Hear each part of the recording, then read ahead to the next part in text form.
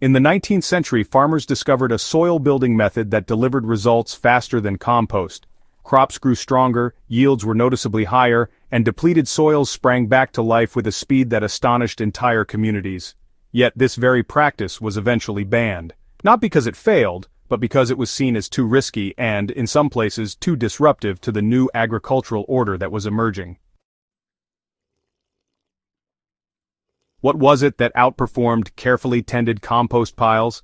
The answer lies in the direct recycling of human waste, commonly referred to at the time as night soil, and the strategic use of urine as fertilizer. While the subject makes many uncomfortable today, the results were undeniable. Farmers using these materials produced food on a scale that traditional composting could not match.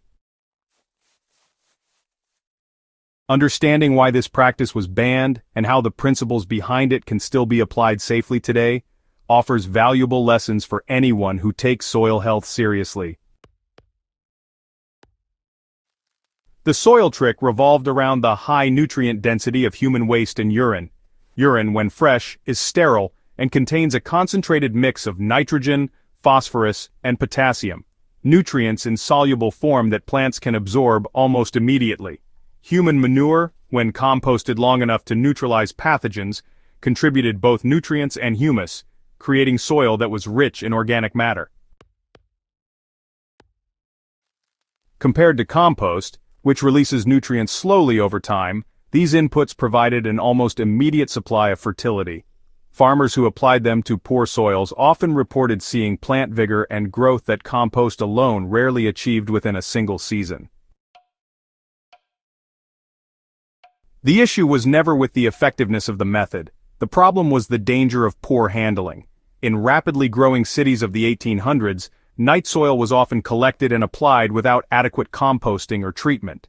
This led to the spread of diseases such as cholera and typhoid, which understandably created public health crises.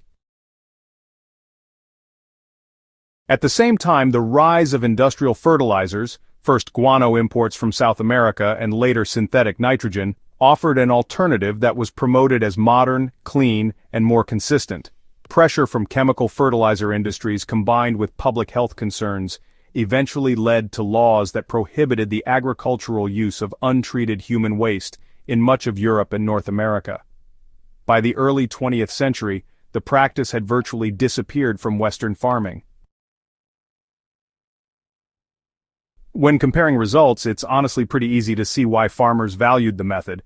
Compost is, an excellent soil builder. It improves structure, feeds microbial life, and gradually supplies nutrients. But it does all of this pretty slowly. For a farmer with exhausted soils and urgent crop needs, the quick release of nitrogen from urine or treated human manure was a real game changer. In many cases, yields actually doubled, especially in grain and vegetable crops. The practice also closed nutrient loops, returning what came from the soil right back into it. In Asia, where the system was managed carefully, soils remained fertile for thousands of years without any external inputs. This was really the ultimate proof of just how effective the method could be when it was integrated responsibly.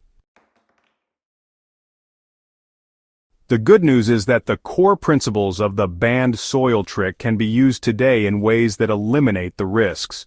One adaptation, for example, is the use of diluted urine as a fast-acting liquid fertilizer.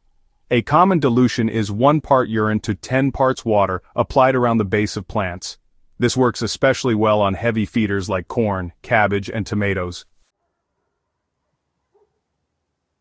Another modern adaptation is the composting of human manure in controlled systems. When human waste is composted for at least a year at consistently high temperatures, pathogens are destroyed, and what remains is safe, nutrient-rich humus. While this requires care and is not suited to every situation, it is being successfully implemented in sustainable farming and off-grid communities worldwide. The story of this banned method underscores a crucial soil principle. Fertility is not created by importing products but by recycling nutrients. Compost, manure, crop residues, cover crops, and yes, even urine are all part of nature's closed-loop system. When organic matter leaves the system and does not return, soils degrade. When everything is cycled back, soils remain fertile indefinitely. This is why Asian farming systems sustained productivity for centuries, while Western soils often required external fertilizers to recover. The lesson is not necessarily to return to past practices exactly as they were, but to recover the wisdom that guided them. Soil thrives when organic matter and nutrients are returned in whatever safe form that takes.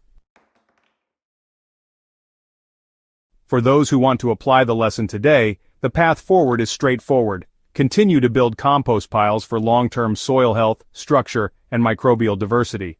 At the same time, do not overlook fast-acting liquid amendments. Diluted urine properly applied can be the missing piece for crops that need an immediate boost. So, by combining both methods, you create a balance. Compost provides long-term resilience and a slow release of nutrients, while urine-based fertilizer delivers rapid results. And, it's also worth remembering that carbon balance really matters. Nitrogen-heavy inputs like urine should be paired with carbon-rich materials, such as straw or leaves. This helps prevent nutrient loss and supports microbial activity. This balance, it's what turns raw fertility into sustained soil health. With the rising costs of commercial fertilizers and, a growing interest in sustainable closed-loop systems, the banned soil trick of the 1800s is finding renewed relevance. Gardeners and farmers alike are searching for affordable and natural ways to boost soil fertility without relying on chemical inputs. What was once dismissed as unsanitary is now being re-examined as part of a larger movement toward regenerative agriculture. The truth is, compost alone is not always enough. While it's definitely essential, it works best when supported by complementary nutrient inputs. The old practice of recycling human waste into soil, when adapted safely, really demonstrates the power of combining immediate fertility with long-term soil building.